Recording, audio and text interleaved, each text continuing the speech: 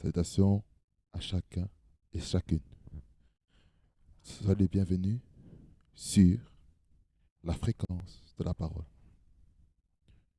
C'est moi votre hôte encore une fois et vous êtes les bienvenus. Aujourd'hui, j'aimerais m'entretenir avec vous sur cette thématique qui s'appelle les 5 niveaux de la maturité spirituelle. Pourquoi je parle de cette thématique? Je parle de cette thématique parce que nous voyons aujourd'hui comment, dans le corps de Christ, comment nous sommes divisés.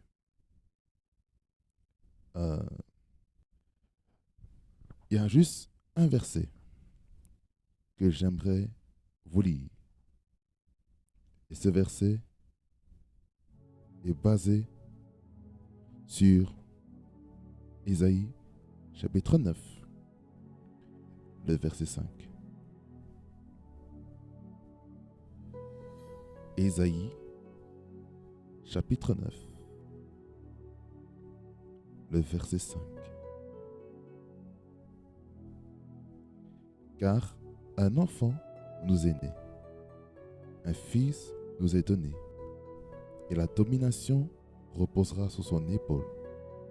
On l'appellera admirable, conseiller, Dieu puissant, Père éternel, Prince de la paix.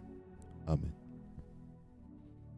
Je parle juste de cette thématique simplement, ce verset. Vous allez peut-être me demander, pourquoi j'ai choisi cette thématique? Cette thématique a pour but de nous faire croître dans la foi.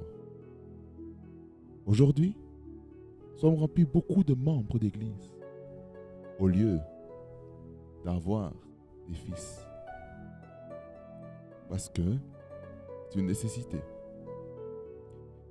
Et en parlant des 5 niveaux de la maturité dans la vie du chrétien et dans le corps de Christ, je viens vous dire que ce message va amener un équilibre. Déjà, commençons déjà. Premièrement,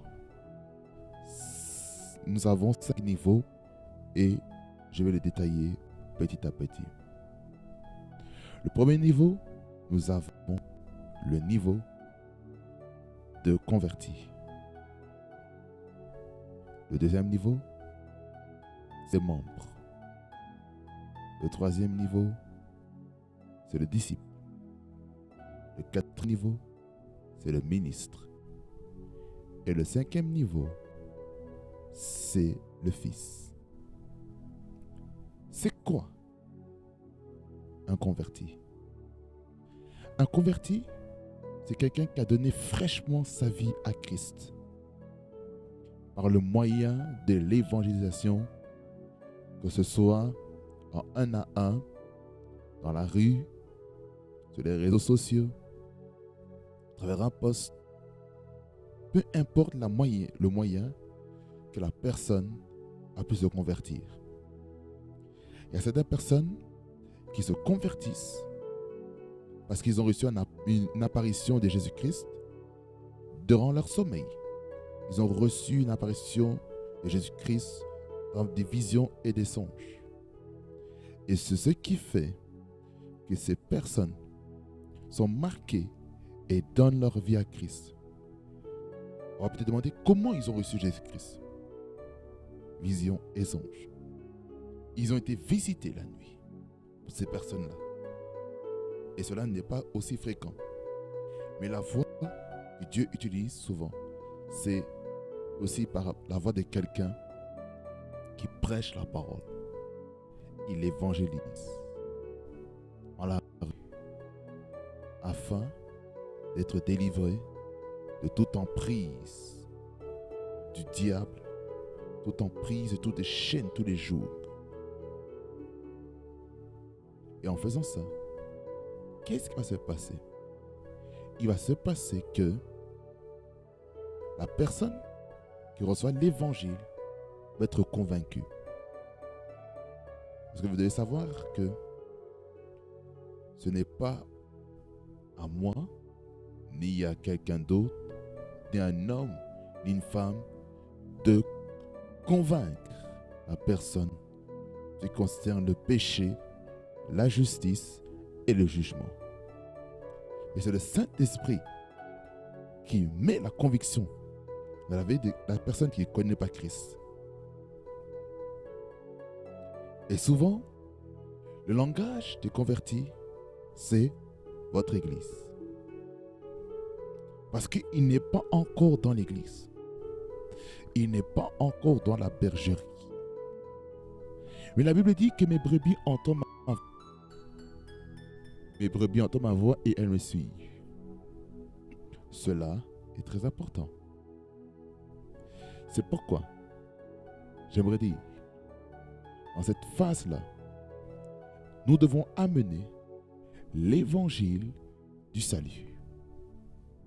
L'évangile du salut, c'est présenter Christ, son œuvre à la croix de Golgotha.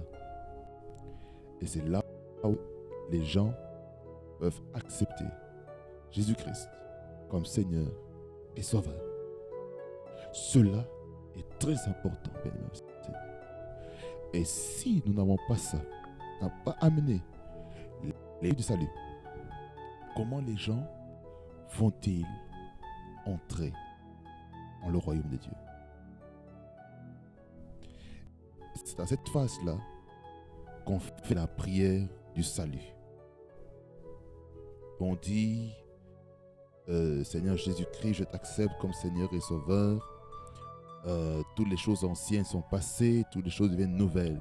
Et que je décide de marcher en nouveauté de vie, etc., etc. Il y a différents modèles qu'il y a. Et c'est là qu'on présente la solution à la vie de la personne qui est en détresse. Cela est très important, bien aimé dans le Seigneur. C'est très important de recevoir un message qui amène la solution. Pas seulement condamner le péché, mais de présenter la solution à la personne afin que cette personne soit libérée de ses chaînes et de ses jougs.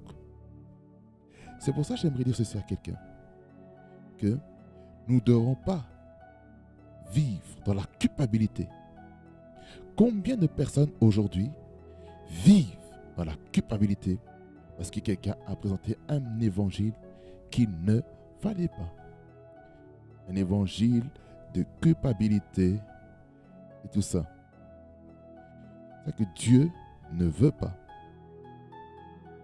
qu'on puisse culpabiliser qui que ce soit. À quoi ça sert, bien aimé dans le Seigneur, de culpabiliser? Lorsqu'on culpabilise, ce n'est pas bon. Il ne faut pas culpabiliser la personne. Parce que cette personne est déjà culpabilisée, se culpabilise par le péché, par le fait de se comporter dans la société. Et cette personne, vous savez ce qu'elle recherche?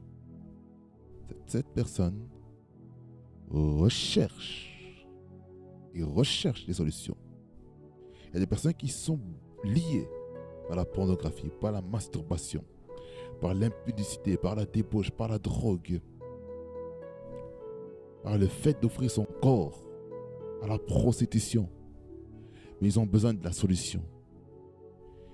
Quelle est la solution que tu vas donner à ton frère? Quelle est la solution que tu vas donner à ta soeur? Cela est très important. cherche la solution. Donne des solutions. Parce que, tant qu'enfant de Dieu, nous sommes censés libérer les de ces personnes. Et c'est comme ça que ça peut pouvoir être gagné à Christ. C'est pour ça, maintenant, j'aimerais vous parler de la deuxième étape. Après la première étape, la deuxième étape, c'est maintenant membre.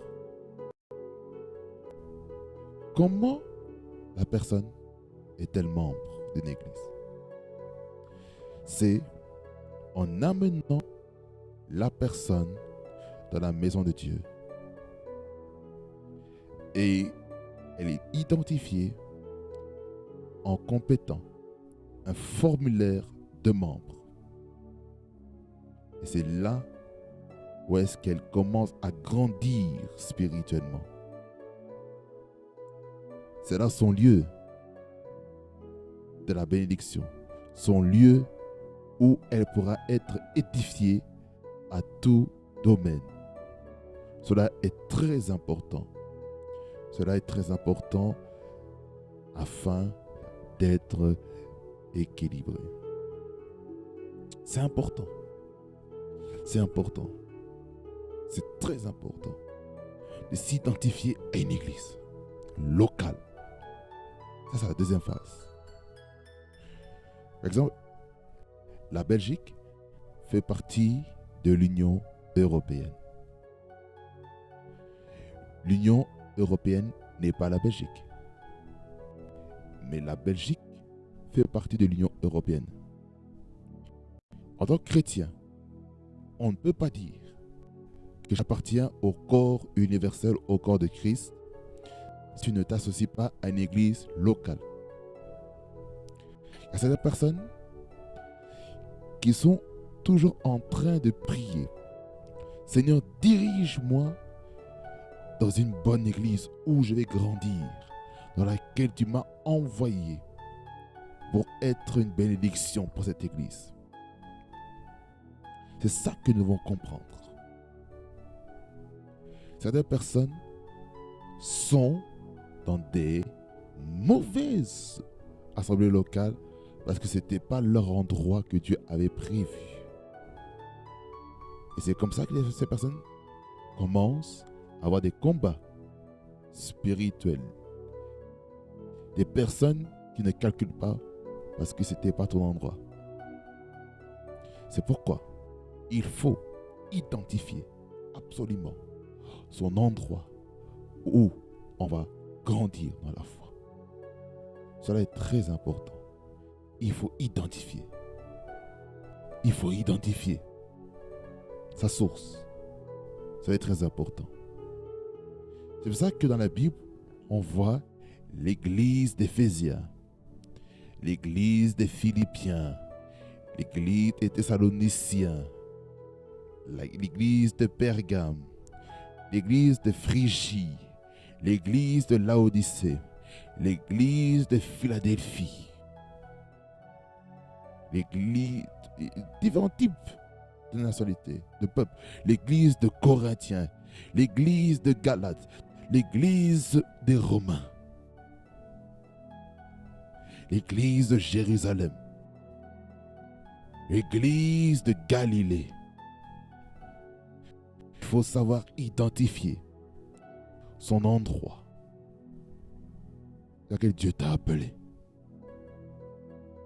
Cela est très important. Le langage que lorsque le nouveau converti entre dans l'église, nous devons lui présenter maintenant les cours du nouveau converti et l'affermissement. C'est là où le processus de disciple peut entrer. Ça, c'est la troisième phase. C'est là où est-ce que maintenant les valeurs du ministère est transférée dans la vie de cette personne. Vous savez, dans l'église, très peu sont des disciples et beaucoup sont des membres. Les membres à l'heure actuelle, sont des commentateurs, ce sont des spectateurs. Mais ils ne sont pas là pour faire l'œuvre. Et ils laissent à une poignée de personnes pour servir. Car la Bible dit aussi que la moisson est grande, il y a peu d'ouvriers. Demandez au Dieu de la moisson pour qu'il envoie des laboureurs dans la vigne. Et il y a un besoin pour des serviteurs, des laboureurs dans la moisson, dans la vigne. On en a besoin. Je vais vous dire qu'un prédicateur ne peut pas tout faire. Un prédicateur ne peut pas suivre les âmes. Un prédicateur ne peut pas tout faire du style Bola. Surveiller les départements, surveiller le conseil d'administration, le conseil pastoral, le conseil paroissial. Il n'a pas le temps de vérifier au niveau des bâtiments, au niveau sanitaire. C'est trop. Le problème, nous les membres, nous tuons nos bergers, nous tuons nos pasteurs, nos leaders spirituels. On les tue. On les accable de charges. Et maintenant, on s'étonne pourquoi certains pasteurs aujourd'hui sont en burn-out. Parce qu'on n'a pas fait notre part. Lorsqu'on ne fait pas bien sa part, ce qui se passe est que la bénédiction que Dieu avait prévue pour toi, il va le donner à l'homme de Dieu. Parce que dans les livres des Actes des Apôtres, on voit bien aussi que l'apôtre Pierre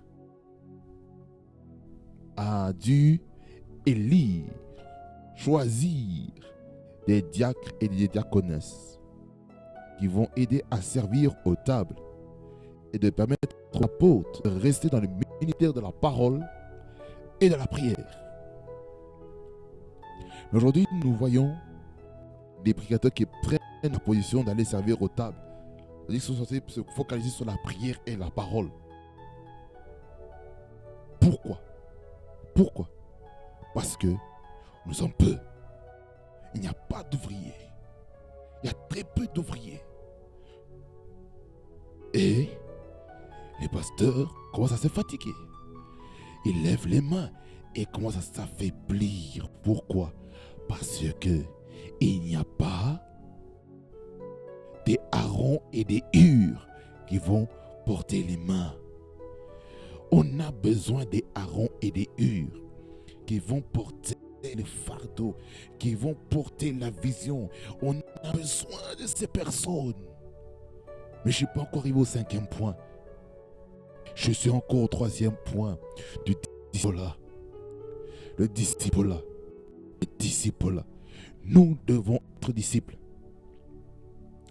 Les statistiques disent que 98% ennemis sont des membres et 1% ennemis sont des disciples.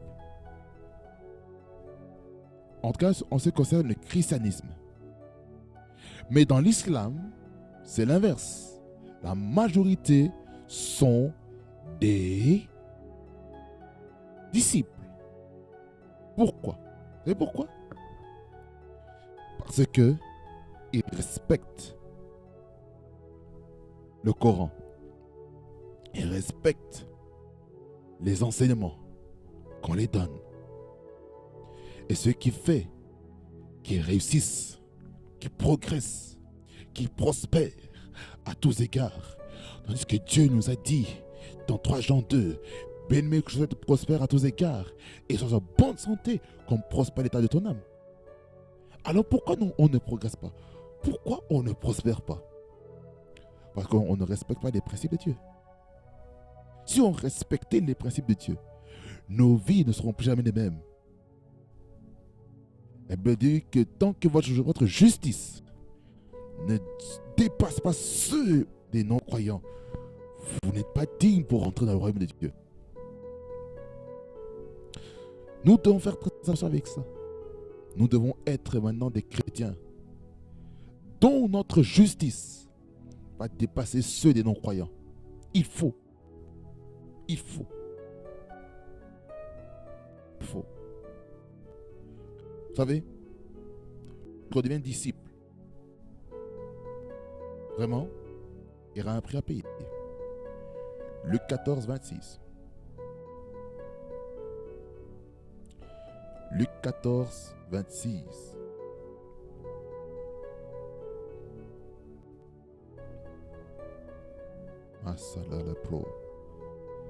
Si quelqu'un vient à moi sans me préférer à son père, à sa mère, à sa femme, à ses enfants, à ses frères et à ses sœurs, et même à sa propre vie, il ne peut être mon disciple.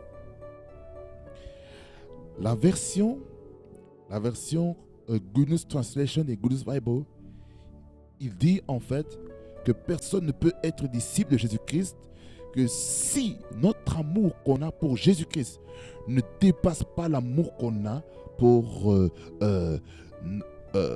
nos parents, pour nos frères et sœurs, et même notre propre vie.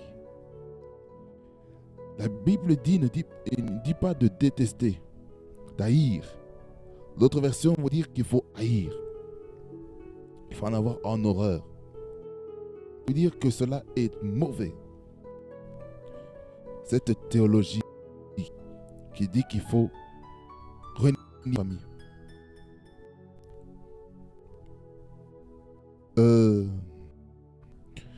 Lire aussi Matthieu 10, versets 37 à 39. Matthieu, chapitre 10, versets 37 à 39. Voici ce qu'il dit. Celui qui aime son père ou sa mère plus que moi n'est pas digne de moi. Et celui qui aime son fils ou sa fille plus que moi n'est pas digne de moi.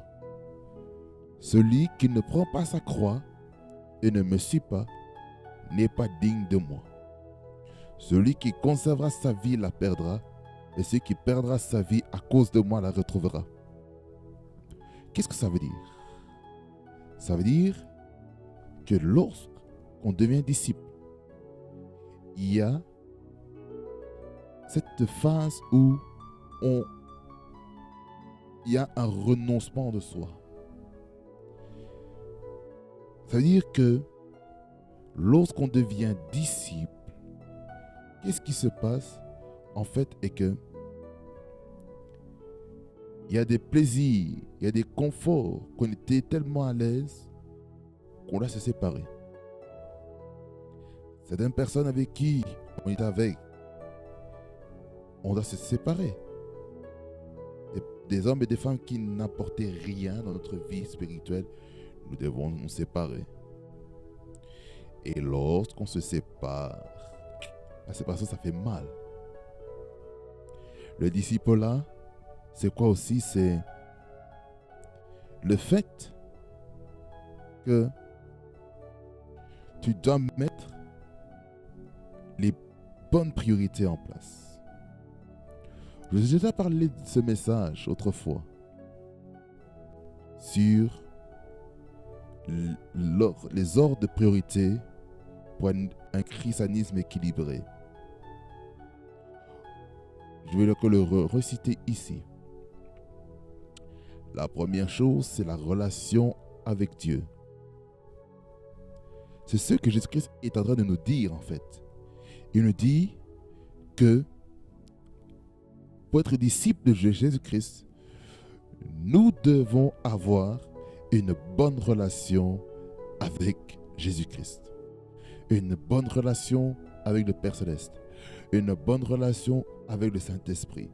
Et lorsqu'on a ces choses-là, alors c'est très facile de répandre cette activité que tu as avec le Seigneur, avec ta fille, avec ton père, avec ta mère, avec ton frère, avec ta sœur, avec ton époux, ton épouse, envers tes beaux-enfants, tes gendres et tout ça.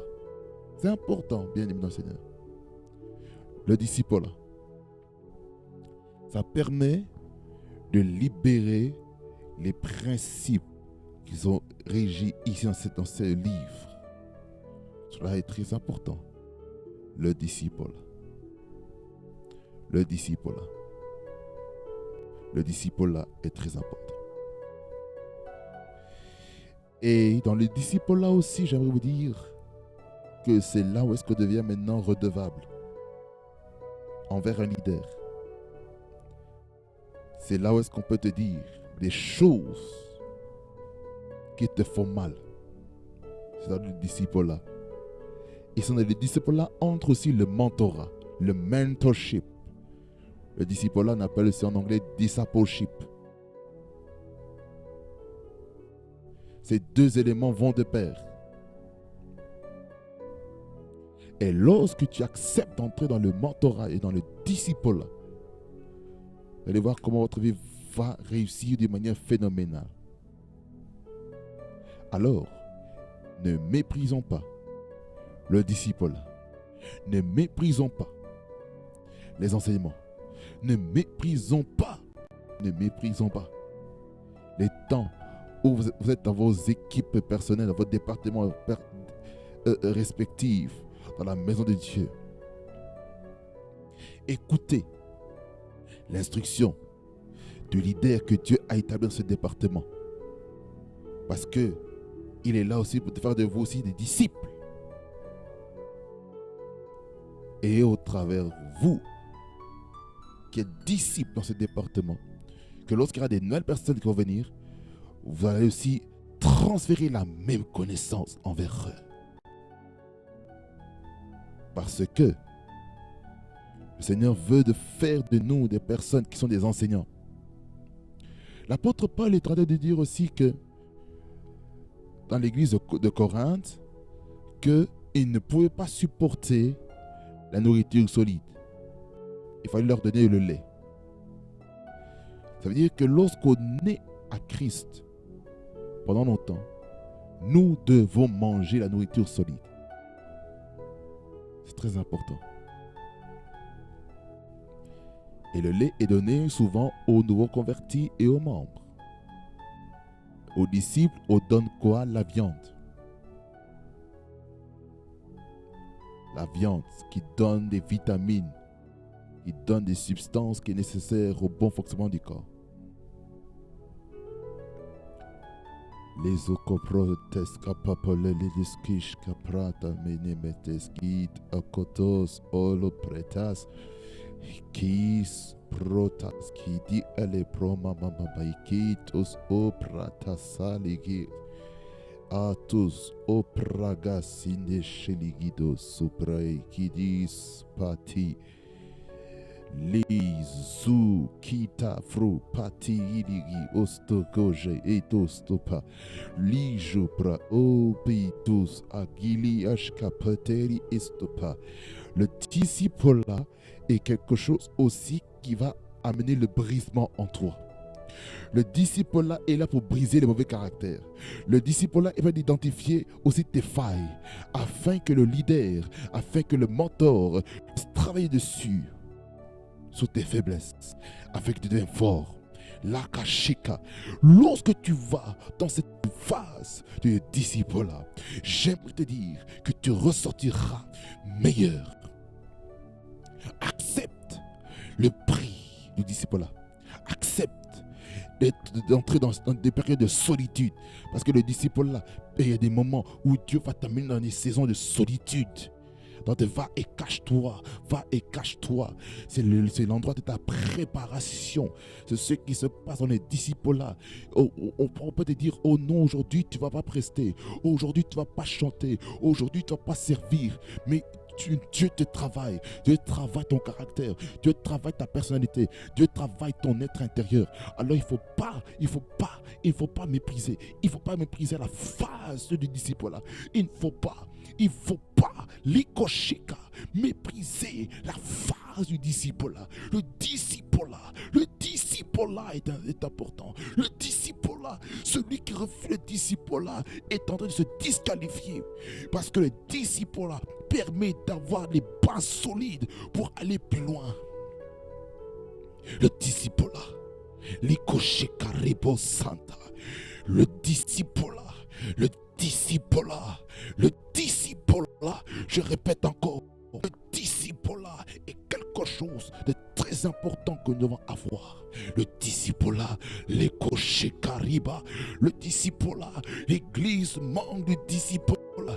L'église, le corps de Christ manque le disciple-là. Il manque le disciple-là. C'est pourquoi il y a trop de temps de rébellion dans l'église. Il y a trop de rébellion parce que les gens sont des membres et refusent d'entrer dans les disciples-là. Tant que vous n'êtes pas disciple, vous n'allez pas progresser. Vous devez être disciple pour progresser dans la vie, dans le ministère, dans l'appel. Vous devez être des disciples. Des disciples. Pourquoi n'acceptes-tu pas le processus du disciple-là? Pourquoi n'acceptes-tu pas qu'un leader te parle, te dit des choses qui te font mal? Il faut ce leader qui te casse, qui casse ton ego, qui casse cette mauvaise personnalité, afin que tu puisses avoir les sentiments que Jésus avait. Comment l'orgueil va être cassé si tu n'acceptes pas le disciple-là? Comment ces choses que ta chair tolérait, comme la convoitise, comme la débauche, comment veux-tu briser cela tant que tu n'es pas redevable à quelqu'un? Il faut être redevable à quelqu'un. Il faut être redevable à un leader qui va te tailler, qui va te casser. Dans le disciple, le brisement. Carré costaud. Dans le disciple-là, il y a le brisement. Celui qui va aller loin, brisement est nécessaire. Le brisement, c'est quoi? C'est le fait que même les leaders qui étaient tantôt gentils avec toi deviennent méchants avec toi, deviennent sévères avec toi, parce que le Seigneur veut faire quelque chose en toi.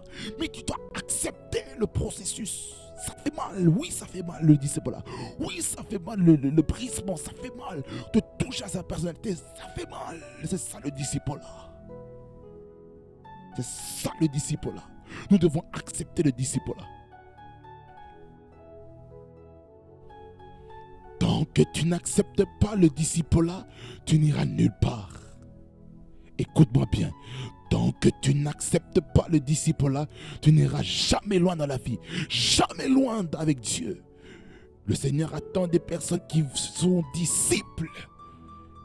Par la grande commission dans Matthieu 28, verset 18 à 20, qui dit: allez, faites toutes les nations des disciples, baptisant-les au nom du Père, du Fils et du Saint-Esprit, et enseignez-leur ce que vous avez prescrit.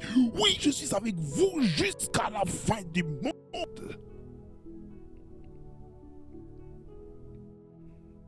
Lorsque tu acceptes le disciple-là, il faut accepter l'enseignement de la doctrine des apôtres et des prophètes, et Jésus-Christ étant la pierre angulaire.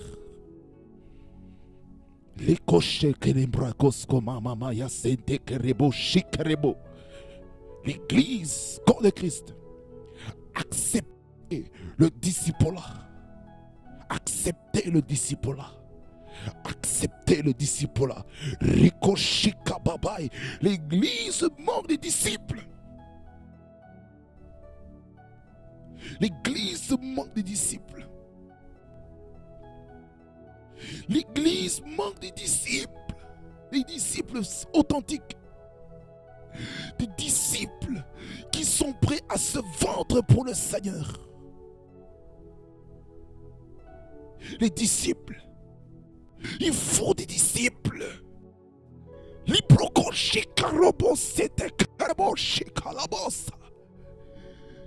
Il faut des disciples, bien-aimés dans le Seigneur. Disciples. Des disciples. We need disciples in this last hour. On a besoin des disciples en ce temps de la fin.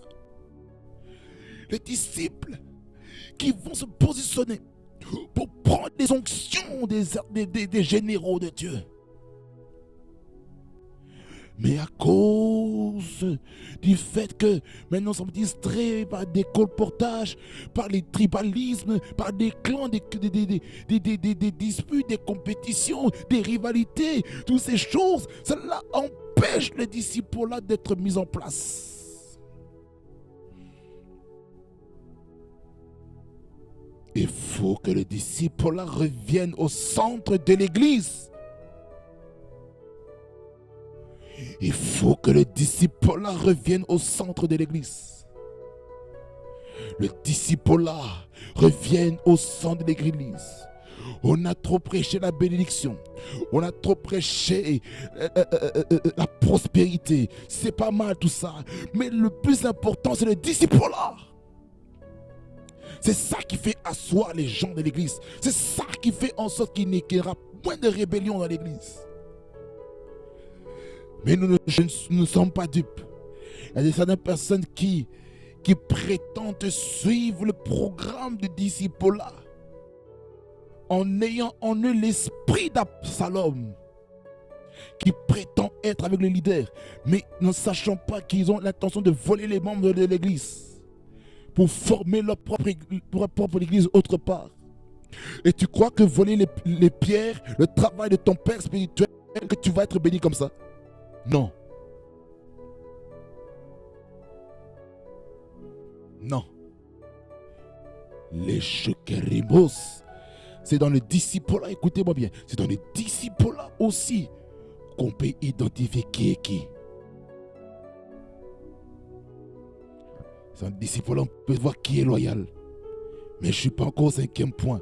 Je reste encore au 3e point. Je ne sais pas pourquoi je n'arrive pas à quitter. Le disciple-là. Le disciple-là.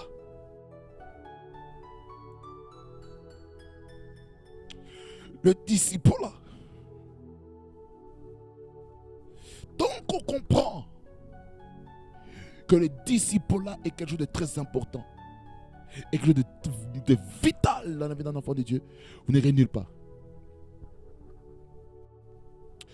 Vous savez, le disciple-là, on peut le considérer, on peut le transposer comme l'adolescence spirituelle. Le converti, c'est un bébé.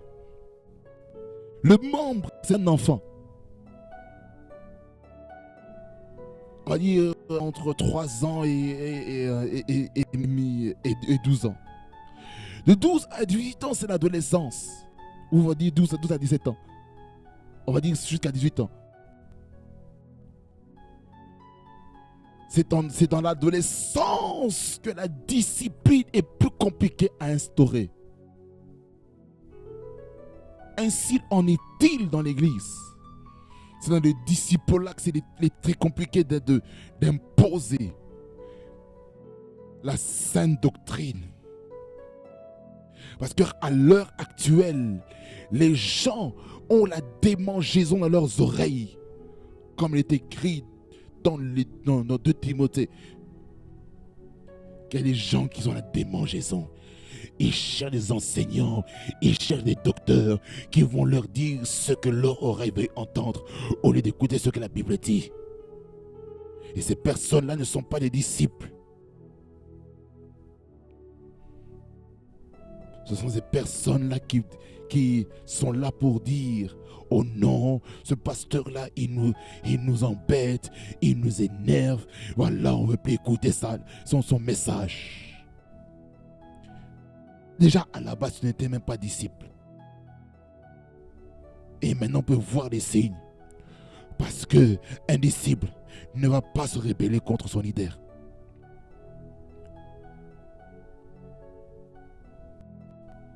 C'est très important. Le disciple-là. Le disciple-là. Nous devons entrer dans le disciple-là. Quatrièmement,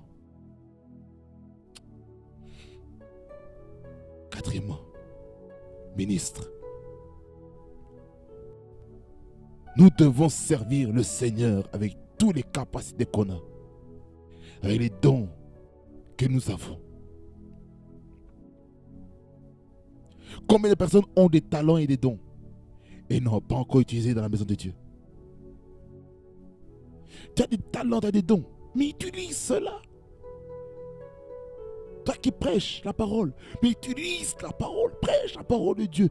Utilise toutes les plateformes que tu as à ta disposition. Va dans la rue. Si tu as cet appel à prêcher dans la rue, va dans la rue, prêche la parole de Dieu. Peut-être toi, tu as un appel de faire l'évangélisation via le format de podcast. Mais fais le podcast. Toi qui as l'appel à évangéliser sur Facebook, évangélise sur Facebook, évangélise sur Twitter, évangélise sur TikTok, mais crée-toi un profil, crée-toi un nom, peut-être pas ton nom personnel, mais utilise une structure que tu vas utiliser pour évangéliser la parole. C'est pourquoi prophétique, ce qui Frequency est là. Il est là pourquoi? Pour prêcher la parole. Mais à la base, c'était pour les instrumentales de prière. C'est pour l'adoration à la base. Mais il y a quelque chose qui m'a dit que cette chaîne YouTube, cette enseigne, cette marque Prophétique Frequency est un nom prophétique, en fait d'amener un message puissant dans les nations, d'une manière comme d'une autre, et d'impacter les nations. C'est pourquoi nous sommes là, pour prêcher la parole. Certaines personnes vont écrire des livres, utilisent ton don de littéraire pour écrire les livres et libère ça de la chose. Peut-être toi, ta grâce, c'est quoi? C'est tout ce qui est manuel, mais utilise cela dans la maison de Dieu. Peut-être toi, c'est la musique, mais utilise la musique. Moi-même, je suis louangiste. Je suis adorateur, je suis modérateur de culte. Je suis pianiste, je suis bassiste un petit peu. Je suis aussi leader au niveau de la jeunesse locale nationale. Je suis aussi interprète saisonnière dans l'église. Interprète anglophone. C'est pas pour rien que dans ce Prophétique Frequency, nous avons aussi une chaîne anglophone qui s'appelle Prophétique Frequency English. C'est là où est-ce que les gens peuvent aller écouter la parole en anglais. C'est savoir utiliser les talents, les dons comme il se doit. C'est important, brothers and sisters, c'est très important. Utiliser les talents, les ressources qu'on a. Ministre, c'est quelqu'un qui sert, qui met à profit son talent, son don pour la bénédiction de l'Église. La bénédiction. La bénédiction du peuple de Dieu.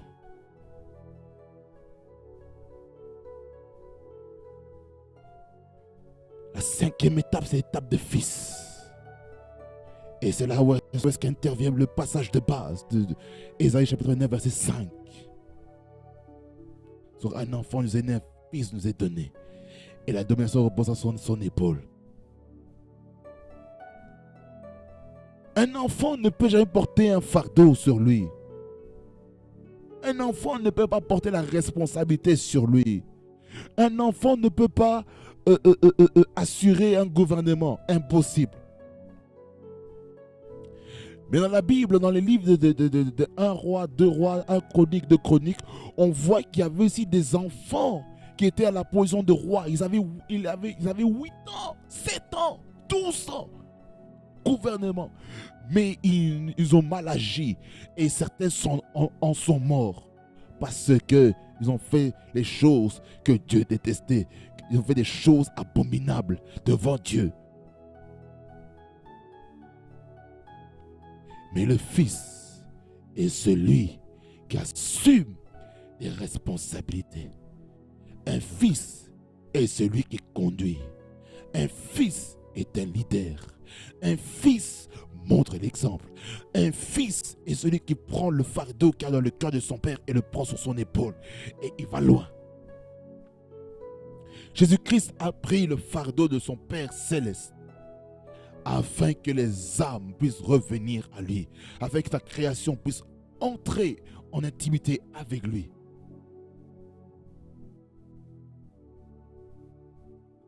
Il y a certaines choses qu'un père ne sait pas faire naturellement, mais il va demander à son fils ou à sa fille de faire des choses que lui-même ne sait pas faire. Pourquoi? Parce que le père est dépassé. Parce que ce qui se passe aujourd'hui, en particulier avec la technologie. Mais toi, fils, mais toi, fille, tu es fort dans la technologie. Tu es fort là-dedans. Qu'est-ce que tu vas faire? Tu vas utiliser tes capacités, tes dons. Tu vas mettre à profit la technologie que tu connais. Et tu vas aider ton père. Dis, papa, voilà, voici comment on fait. Tac, tac, tac, tac, tac. Maman, voilà comment on fait. Tac, tac, tac, tac, tac, tac, tac. Et les choses rapides. Pourquoi? Parce que la technologie maintenant est à l'ère maintenant de la jeunesse. Ça va être très important. Fils. Et c'est le fils qui est loyal. Un fils reste à la maison à jamais. Même si il y a des incompréhensions dans la maison, un fils reste. Mais un serviteur, un serviteur peut être renvoyé comme on veut. Ça va être très important, bien-aimé du Seigneur. D'être fils et de rester dans la maison de Dieu. De rester dans la maison, dans l'assemblée locale de laquelle tu es appelé. C'est à ça que tu es appelé à faire. Tu dois connaître ta place. Quelle est ta place? Oh Seigneur, Seigneur Jésus. Tu dois connaître ta place. Tu dois connaître ta place. Dans quoi est-ce que tu es appelé? Quelle est ta force? Quelle est ta faiblesse? Quelles sont tes opportunités? Quelles sont tes faiblesses? Et c'est sur base de ça que tu vas entrer dans ton héritage. C'est très important. Je sens une onction très forte, mon Dieu. Il y a quelque chose de fort qui est très fort sur moi maintenant. Il faut que les fils restent à la maison. Toi qui es fils dans l'assemblée locale que tu es, reste. À moins que le Seigneur te dise autre chose et que tu aies en parlé avec ton Père spirituel pour dire voilà ce que Dieu me met à cœur. Et ton Père spirituel va t'aider. Il va t'encourager dans la démarche dans laquelle tu dois entrer. C'est important, bien-aimé. J'aimerais vous dire ceci, bien-aimé dans le Seigneur.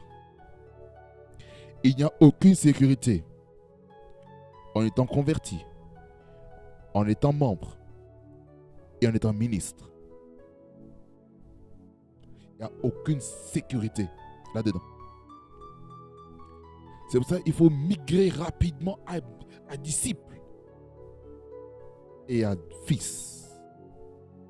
Lorsqu'on devient fils, là tu deviens maintenant l'édifice, maintenant le fondement dans lequel que tu es appelé. C'est très important, très expédient d'être ce fils qui va prendre le fardeau de son père. Lorsque tu prends le fardeau de ton père, j'aimerais te garantir que ton père sera content. Nous devons être des Barnabas pour Paul. Barnabas, c'est qui? Barnabas, c'est celui qui a été un fils de la consolation pour l'apôtre Paul.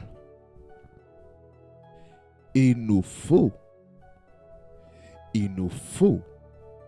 aussi des Aaron et des Hur qui vont soutenir la vision, qui vont aider, qui ne vont pas dire oh non, Lui, il est dans les problèmes, on va les laisser. Il faut prendre le fardeau de la prière. Si toi, c'est la prière, prends ce fardeau. Si toi, c'est la comptabilité, mais prends la comptabilité en main. C'est important.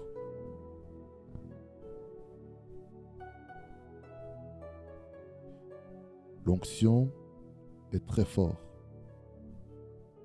Quand je parle de cette thématique,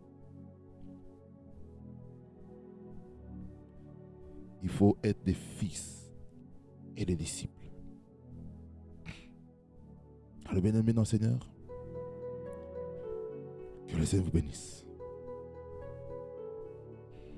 Je sais, ce message a été brutal, a été très brutal.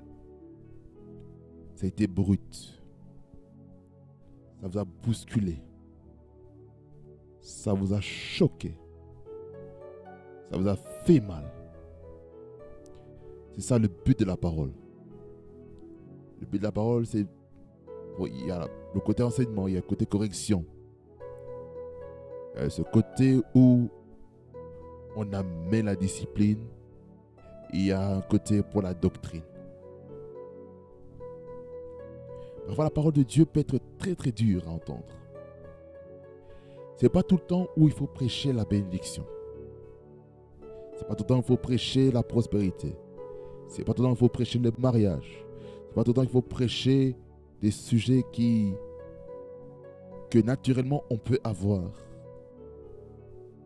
Mais il y a des choses encore plus essentielles que ça. Il y a l'éternité à prêcher. Il y a le service, la qualité du service, l'attitude à avoir dans le service. Ici, je vous ai parlé de la maturité spirituelle. En tout cas, que ça vous aide à grandir, à maturer dans votre foi. Que ça vous bénisse abondamment. Nous allons prier.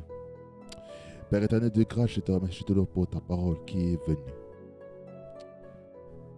Ça a heurté beaucoup de personnes. Ça, je le sais. Quelqu'un a été blessé. Quelqu'un a été meurtri par cette parole. Je prie que cette personne soit fortifiée. Au nom de Jésus. Que cette personne qui a suivi ce message puisse être encouragée à rectifier ses voies. Seigneur, s'il y a un converti qui suit ce message, je prie pour lui ou pour elle qu'il continue à grandir, qu'il continue à avoir soif de la parole de Dieu, qu'il continue à avoir soif dans la prière, dans l'intimité avec lui, avec toi, ô Dieu Père éternel. Je prie que la soif de Dieu soit débordante dans la vie de cette personne. Je sens l'onction.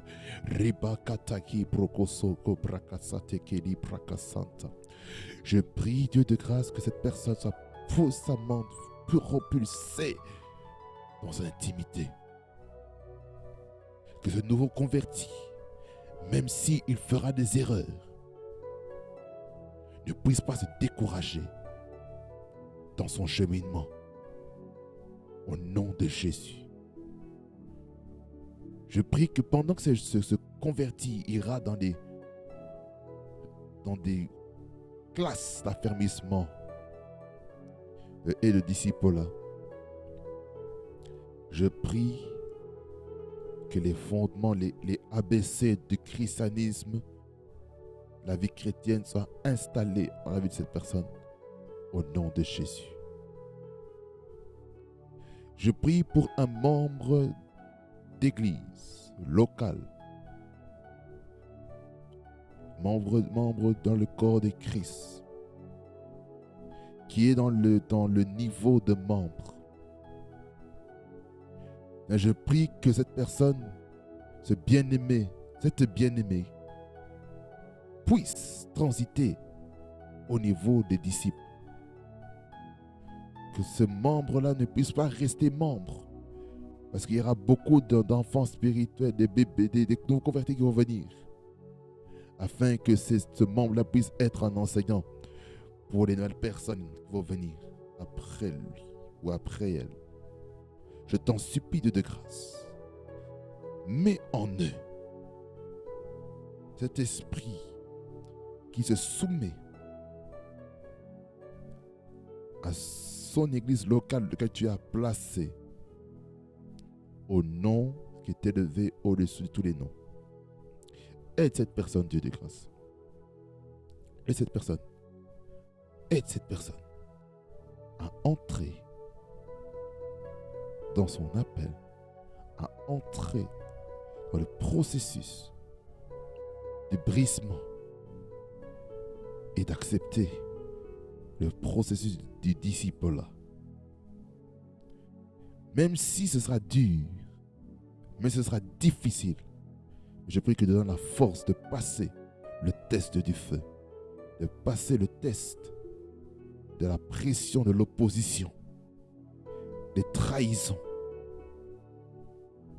des déceptions, des temps de désert financier, des temps de désert relationnel, des temps de désert familial.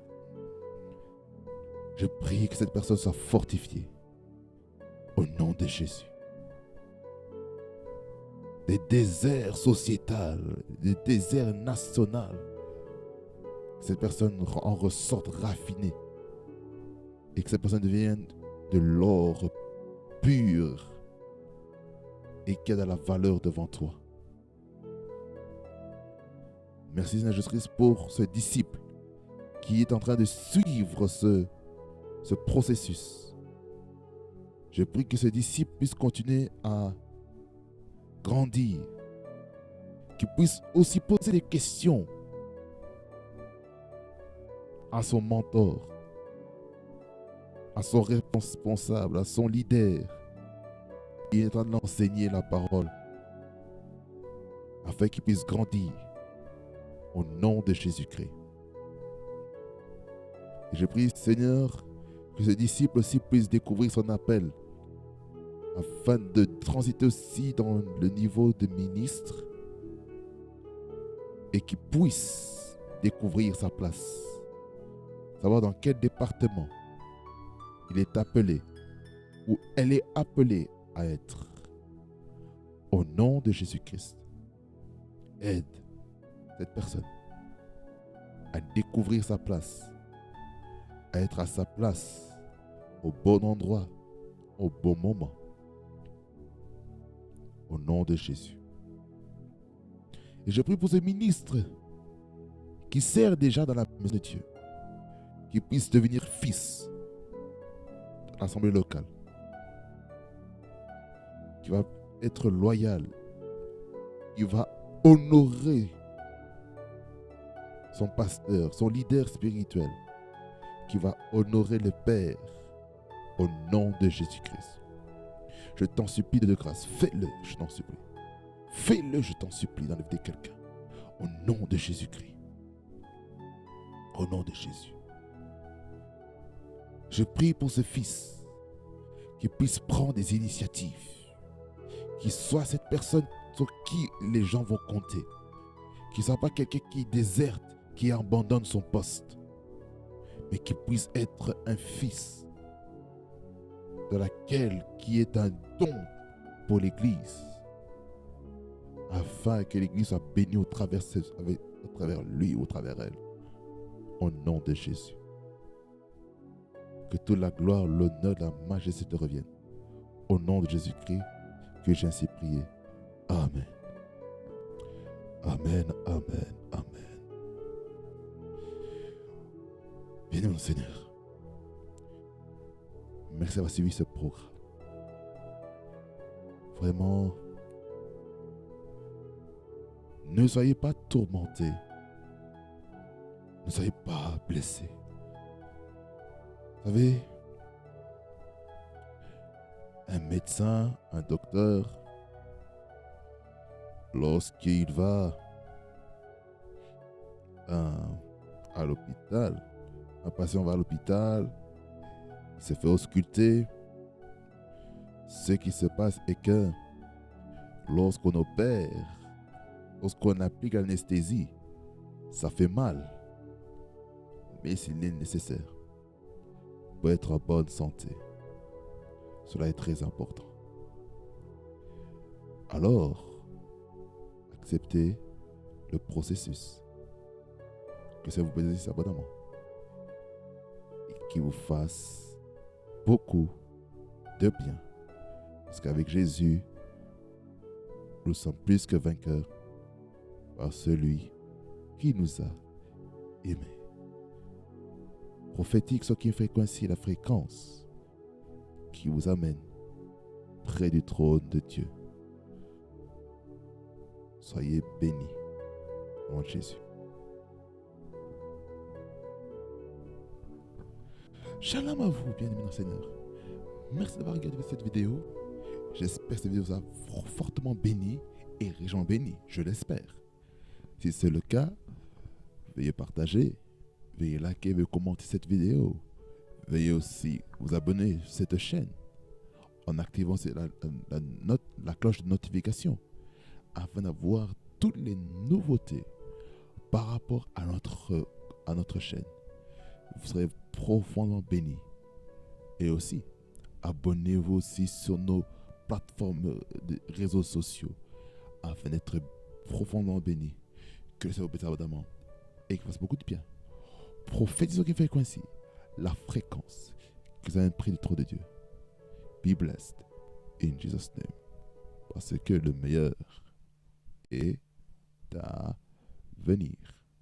Be blessed.